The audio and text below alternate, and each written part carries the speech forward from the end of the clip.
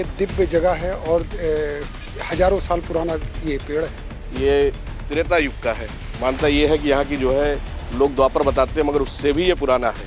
14 रत्नों में एक रत्न जो समुद्र मंथन में निकला था, वहाँ से इंद्रलोक से लाके उसकी जड़ें यहाँ लगा दी और माता ने मन की इच्छा से फल की प्राप्ति की उन्हें दिया। जैसे मन्नत छोट हुआ छोटी घंटी बांधे, बड़ी मन्नत हुआ बड़ा घंटा बांधे। क्योंकि यहाँ पे जो है माता सीता एक दिन के लिए आई थी, तो उनकी परीक्षा लेने दुर्वासा जी आए थे, इसलिए इसमें फल मिलता है, फल लगता नहीं है।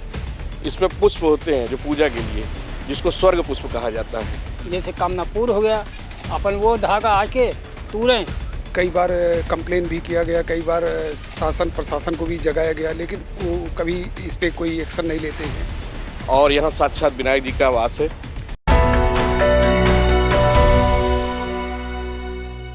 नमस्कार, मैं हूं खुशबू पांडे और आप देख रहे हैं न्यूज़ टाइम नेशन की खास खबर। क्या आपको पता है कि सुल्तानपुर सियासत के लिए पूरे देश में मशहूर है, लेकिन क्या आपको ये पता है कि एक और चीज है जिसकी वजह से ये जिला पूरी दुनिया में अपनी अलग पहचान रखता है? शायद ना पता हो, लेकिन आज हम आपको सुल्तानपुर जिले की उसी धरोहर से रूबरू करवाने जा रहे हैं जिसने अपने बाहों में हजारों साल का इतिहास समेट रखा है। जी हाँ, हम बात कर रहे हैं पारिजात वृक्ष की। ऐसा माना जाता है कि ये वृक्ष भगवान श्री राम के जमाने का है।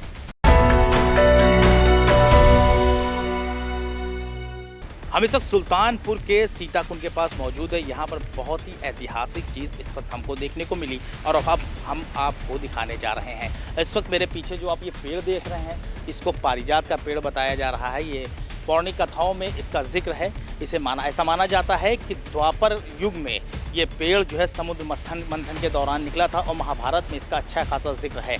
जानकारी के मुताबिक इस तरह के सिर्फ 3 ही पेड़ पूरी दुनिया में थे। एक बाराबंकी में जो रामनगर एरिया में पड़ता है, एक ही सुल्तानपुर में और तीसरा पेड़ साउथ अफ्रीका में था, जो भी बताया जा रहा है कि सूख गया है। इसका मतलब पूरी दुनिया में सिर्फ 2 ही पेड़ बचे हुए हैं, जो इस वक्त दोनों ही पेड़ हिंदुस्तान में हैं। एक आपके सामने है और एक बाराबंकी में। इस पेड़ का तना अगर आप देखेंगे तो वो इतना ज़्यादा चौड़ा है कि मतलब उसको मान के चलिए अगर 10 लोग मिलकर अगर पकड़ेंगे तो शायद ही उसको एक तरफ से घेरा जा सके। इसके चारों तरफ दीवार उठा दी गई है। चूँकि पौराणिक कथाओं में इसका बहुत ही ज़्यादा महत्व है, इस लिहाज से जो है इसको चौगिरदा तौर पे एक मंदिर, एक बहुत आस्था का केंद्र है, इस वजह से इसको चौगिरदा घेराव कर दिया गया है ताकि लोग डायरेक्ट इसको छुए ना। हालांकि आप देख सकते हैं मेरे पीछे ये धागे बंधे हुए हैं, ये मन्नत के धागे हैं। लोग यहाँ पर आते हैं, अपनी मुरादें मानते हैं और इस धागे से राउंड करते हैं, यहाँ पर धागा बांधते हैं मन्नतों का। अभी कुछ दिनों पहले ही इस धागे को ये इतना ज़्यादा बंध गया था, सालों तक बनते बनते कि यहाँ तक कवर्ड हो गया था और अभी कुछ दिनों पहले ही इन धागों को हटाया गया यहाँ से। यहाँ पर कुछ घंटे भी बंधे हुए हैं, जिनकी मुरादें पूरी हो जाती हैं, वो यहाँ पर घंटियाँ लाकर अपनी मन्नत और अपनी हैसियत के हिसाब से वो यहाँ पर घंटियाँ लगाते हैं। तो इस तरह से देखेंगे कई पिलर्स हैं यहाँ पर जिस पर घंटियाँ बंधी हुई हैं। और इसके फूल की खासियत ये है कि जब ये अपने उरूस पर आता है उस वक्त ये एकदम सफ़ेद होता है और इसके अंदर जो है पीले रंग की छोटे छोटे दाने होते हैं, बहुत ही खूबसूरत माना जाता है। और उसके बाद जब ये सूखता है तो पूरी तरह से काला पड़ जाता है और इसको ऐसा बताया जाता है कि इसको सूंघा नहीं जाता है, इसको सीधे तौर पर इन फूलों को भगवान के चरणों में चढ़ाया जाता है। लेकिन इस पारिजात की खासियत ये भी है कि यहाँ के लोग काफ़ी परेशान भी हैं और नाराज़ भी हैं प्रशासन से इस जगह के हालात को लेके, चूँकि ये ऐतिहासिक धरोहर है और मज़हब से भी जुड़ी हुई है। लेकिन इसका चूँकि रखरखाव नहीं है, इस वजह से ये हालात की मार झेल रहा है और धीरे धीरे इतिहास के पन्नों में ये भी खोता चला जा रहा है। अगर वक्त रहते इसको संरक्षित नहीं किया गया तो हो सकता है कि ये भी जो है इतिहास के पन्नों में कहीं खो जाए। हमारे साथ यहाँ के महंत मौजूद हैं जो यहाँ के केयर टेकर हैं। हम उनसे इसकी जो खासियत है वो जानने की कोशिश करेंगे और ये भी जानने की कोशिश करेंगे कि आखिर ये प्रशासन की अनदेखी है या इसके हालात ही ऐसे है।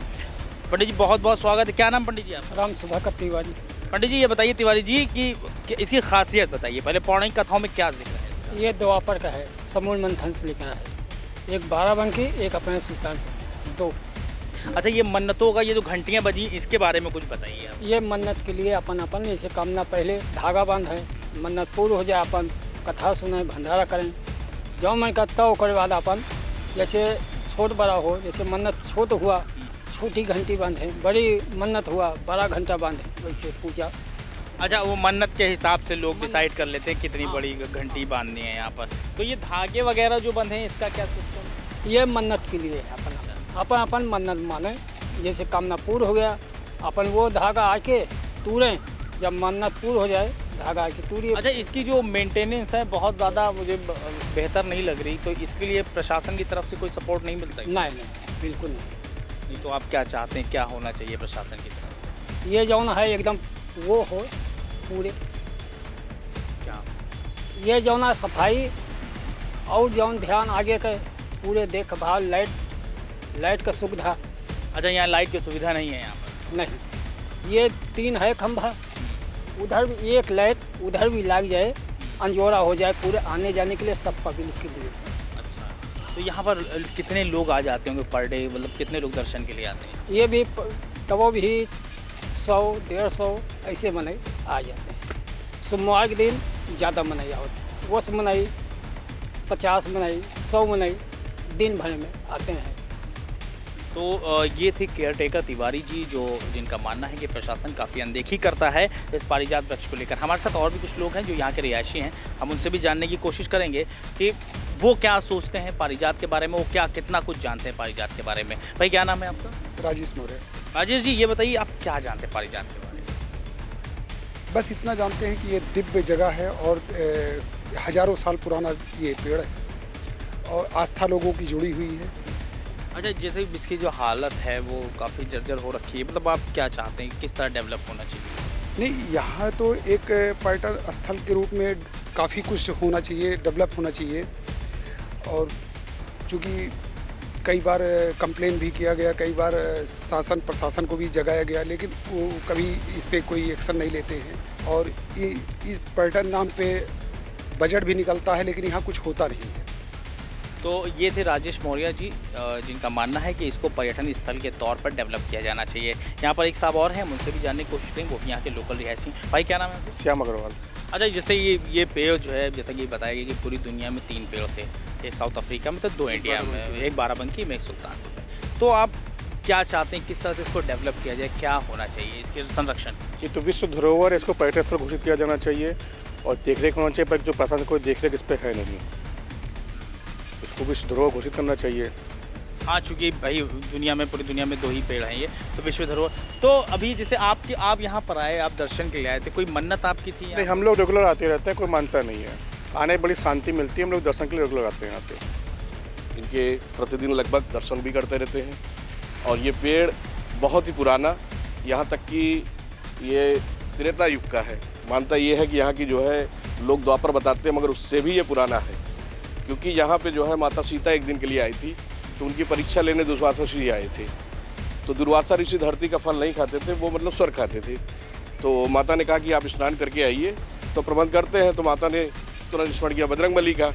बजरंगबली आए माता की शरण में, उन्होंने उनसे जो है कहा कि वो स्वर्ग में जाके 14 रत्नों में एक रत्न जो समुद्र मंथन में निकला था, वहाँ से इंद्रलोक से लाके उसकी जड़ें यहाँ लगा दी। और माता ने मन की इच्छा से फल की प्राप्ति की उन्हें दिया। इसलिए इसमें फल मिलता है, फल लगता नहीं। इसमें पुष्प होते हैं जो पूजा के लिए, जिसको स्वर्ग पुष्प कहा जाता है। और यहाँ साक्षात विनायक जी का वास है, और जो आगे की ओर जो है ये लेटे हुए आकार में है। और एक खास बात इसमें ये है कि ये ओमकार की तरह है। ये पेड़ में देखने में 2 पेड़ है, जड़ एक है। इस पेड़ को अगर आप देखेंगे गौर से दूर से, तो इस पेड़ में ये इस आकार से लेकर उस आकार इस तरह है, और बीच में जो डाली टूट गई है वो पूरा ओमकार का दर्शाता था। इस पे लोगों की नज़र नहीं गई। जब बाद में जब पेड़ की ये टूटी, तो उसके बाद जो है जब नज़र पहुंची, तो लोग यहाँ पे पहले मूर्तियाँ रखते थे, पूजा करते थे, तो सब उठा के वहाँ अलग स्थान हो गया इसका। बस यही चाहते हैं कि गवर्नमेंट पे देखे, इस पर नज़र पड़े, क्योंकि ये विश्व की धरोहर है। और ज़्यादा से ज़्यादा लोग इसको जाने और यहाँ दर्शन करें, क्योंकि कितनी भी चीज़ें हैं यहाँ, बहुत से लोगों की मान्यता पूरी हुई है। और जैसी भी समस्या कुछ भी हो, या सर से कोई भी दिक्कत हो, अगर कोई आता भी है, थोड़ी देर अगर यहाँ बैठ भी जाता है, तो उसके सर के बोझे कम हो जाते हैं। इसी पारिजात के इर्द गिर्द घूमते हुए और यहाँ का जायज़ा लेते हुए हमारी मुलाकात अंकित जी से हुई है। अंकित जी एक सोशल वर्कर हैं और एक NGO चलाते हैं, और उनकी जो NGO है वो पारिजात को डेवलप करने के लिए काफ़ी कोशिशें कर रही है। अभी तक कितना डेवलपमेंट हो पाया है और क्या उनको प्रशासन की तरफ से सांत्वना मिली, इसके बारे में हम उनसे ही जानने की कोशिश करेंगे। अंकित जी, बहुत बहुत स्वागत है न्यूज़ टाइम नेशन में आपका। जी धन्यवाद। अंकित जी, ये बताइए, अभी थोड़ा सा पहले इतिहास बताएं। जी, ये देव वृक्ष पारिजात कल्पवृक्ष के नाम से जाना जाता है। सतयुग में माता सीता के आवाहन पर समुद्र मंथन के समय 14 रत्न में या एक रत्न कल्पवृक्ष पारिजात, और द्वापर में भगवान श्री कृष्ण के द्वारा माता सत्यभामा के लिए धरती पे लाए गए। अच्छा, अब ये हम जानना चाह रहे हैं, आप पर्सनल कुछ अपने बारे में बताएं। आप किस तरह की एनजीओ चलाते हैं और कैसे काम करती है आपकी एनजीओ? सन 2012 में जब केदारनाथ में प्रलय आया था तो इनकी एक विशालकाय डाल थी, उस समय ये डाल गिर गई थी। तो माननीय केधन लक्ष्मी सुल्तानपुर की जिलाधिकारी थी, उनके द्वारा जो है यहाँ का मूर्तियों की प्राण प्रतिष्ठा यहाँ से स्थानांतरित करके उस मंदिर पर जो है प्रांगण में स्थापित किया गया। तो उसके बाद हम लोग 20 जून 2017 को एक संस्था का रजिस्ट्रेशन करा करके, जिसका नाम कल्पवृक्ष सेवा चैरिटेबल ट्रस्ट के नाम से एक एनजीओ का गठन किए, और कल्पवृक्ष सेवा समिति के तत्वावधान में यहाँ प्रत्येक एकादशी को महाआरती का आयोजन शुरू हुआ, जो कि आज प्रभु की कृपा से निरंतर हर एकादशी को महाआरती व विभिन्न धार्मिक आयोजन होते हो रहे हैं। अच्छा, अभी आपने बताया जैसे कई लेटर भी आपने प्रशासन को भेजे, जैसे मुझे पता चला, तो क्या कार्रवाई किस तरह से आप उसके लिए अप्रोच कर रहे हैं कि इस जगह को डेवलप किया जा सके? माननीय सीएम जी के द्वारा एक सीएम संवर्धन पर्यटन योजना उन्होंने लॉन्च किया था, तो हम सभी ने 17 मार्च 2020 को लेटर पे लिख करके माननीय मुख्यमंत्री जी को अवगत कराया था बाई रजिस्ट्री के द्वारा भी, जो कि 22 या 23 मार्च 2020 से कोविड-19 का प्रक्रिया शुरू हो गई, जिसमें जो है लंबित हो गया काफ़ी समय तक यहाँ का।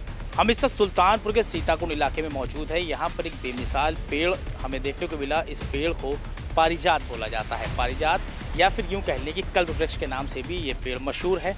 कल्प यानी कल्पना से किसी फल की प्राप्ति होना।